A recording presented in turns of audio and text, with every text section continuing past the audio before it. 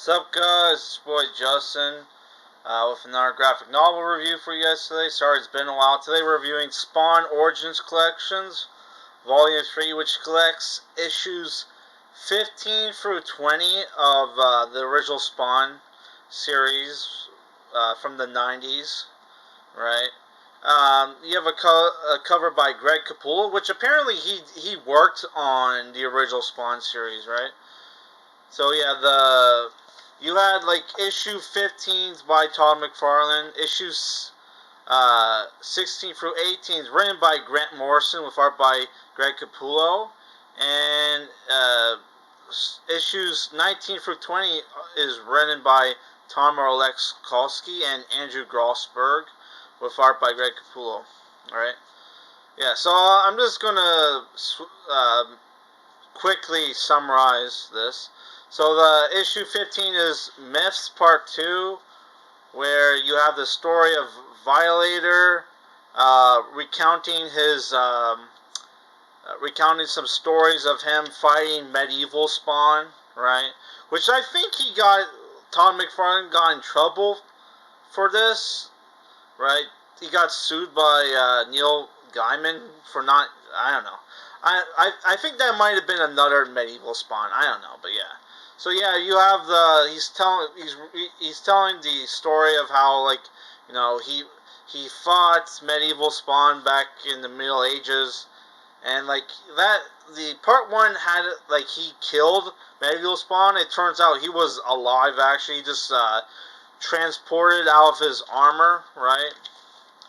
So you have a really cool fight between Violator and medieval Spawn, which you also find out that Violator in the present, right, is lost his powers and has been like exiled on Earth because by Malbogia for failing to like, you know, failing to like get to kill Spawn or something. Not kill Spawn, but like something like getting him to use his powers or something. I can't remember. I just read this, like, I just finished reading it. Yeah, oh my god. So yeah, like, issues 16 through 18 was pretty good. You got Reflections Part 1.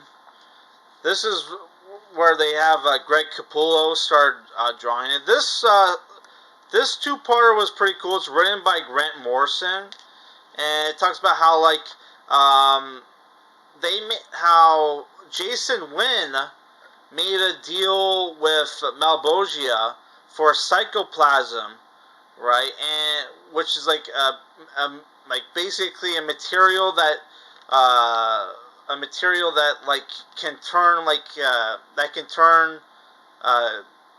into like different things depending on human emotion, right?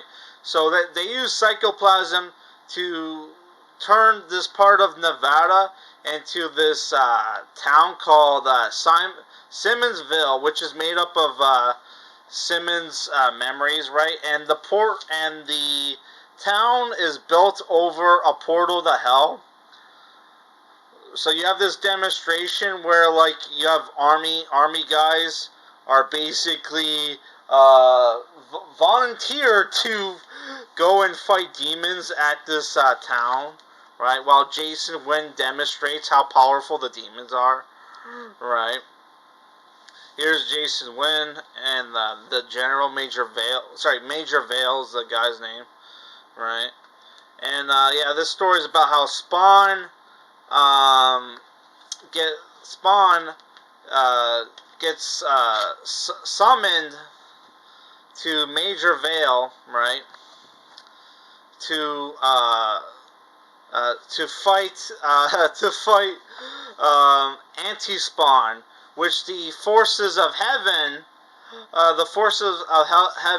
possess two astronauts on this satellite and beam up Jason Wynn, right? And here you have Jason Wynn, like, you know, fighting some ninjas, right?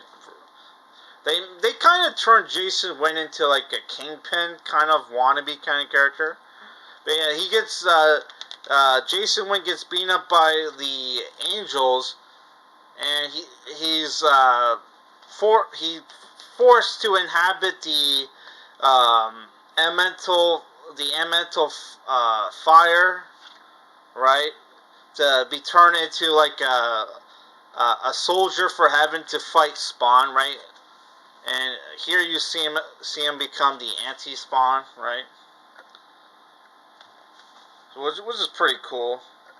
Though he looks, if you ignore the color scheme, he looks just like the Redeemer, right?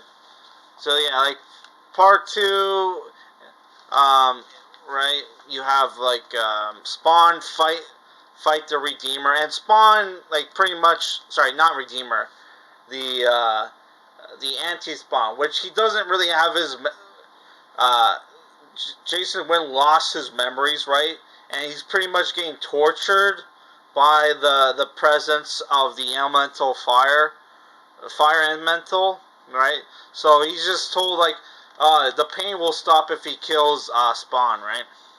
You also have the subplot that Terry Fitzgerald is being pressured, being threatened by the agency he works for because they think that he's been leaking intel when really it's like, you know, Spawn, right? So yeah, this was pretty cool. Like they fight in the psychoplasm like town, right, which is made up of like Simmons' memories from when he first became Spawn, right? And there's like demons lurking around, right? And like they want to finish off Spawn, but like, you know, the guy, the like anti-Spawn's like, filth, do you hear me? He's fine, and he's like just torching everybody, right? So yeah, the artwork was pretty cool. You have a cool fight. Yeah, so like the final issue of the story is basically Spawn tries to escape Anti-Spawn by teleporting back to the alley, but like, you know, Anti-Spawn like follows him, and like Simmons gets saved by the bums, right? Of the of the alley, right? Right. And it ends with Anti-Spawn getting killed, but is going to be brought back, right? And Spawn gets told by this bum that, hey, there's organizations that represent like neither side of heaven or hell, and that they represent the balance, and they want Spawn to join them, right? So yeah, the next story, right, Showtime Part 1 and 2, is basically, this is written by the Tom Orzechowski and Andrew Gosberg, and this is about how like you have this these demons from a dimension called the Overlap that has been doing experiments trying to figure out if atomic weapons can like can destroy demons, right? And they have an agent on Earth called Harry Houdini, right? Right?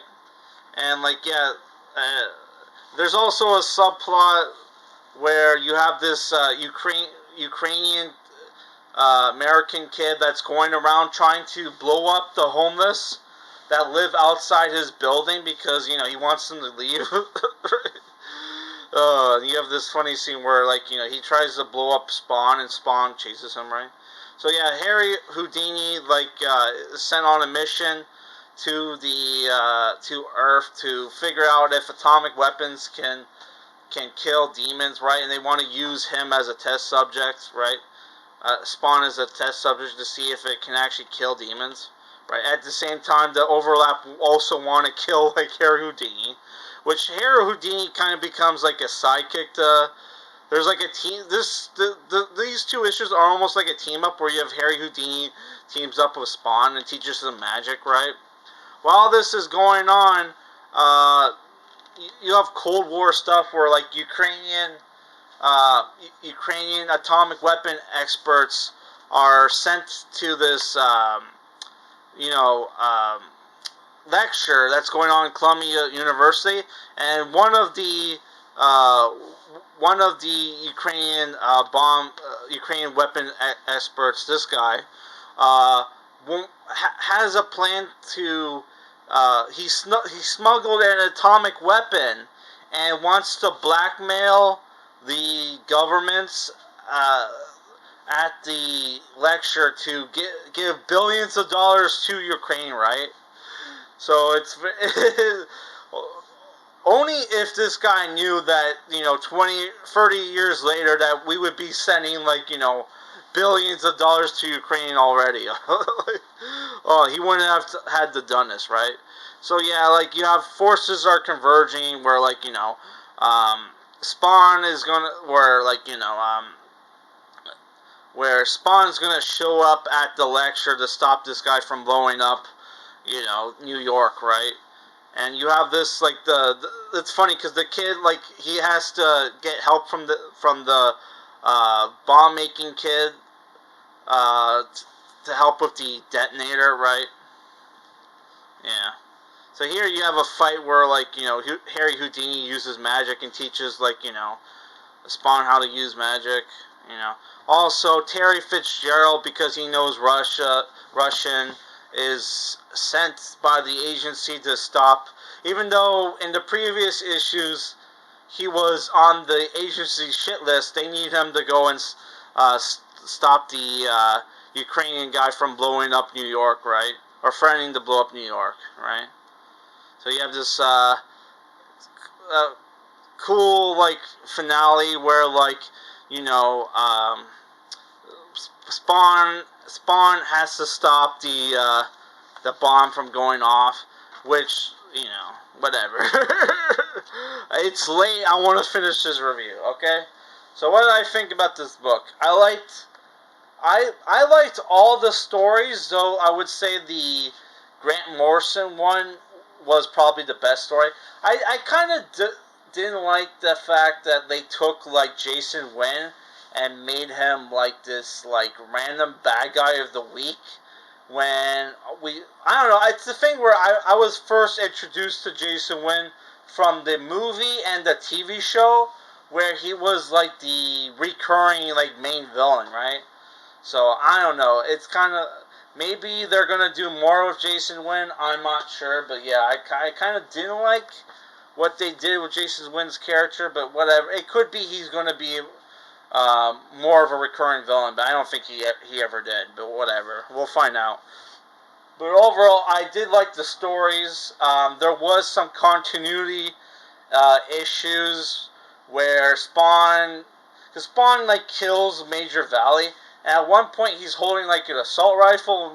Next second he's holding, like, a pistol, and the next panel he's holding, like, a rifle again, right? So it's like there was some continuity issues, but overall I enjoyed the book. I like the stories, I like the art.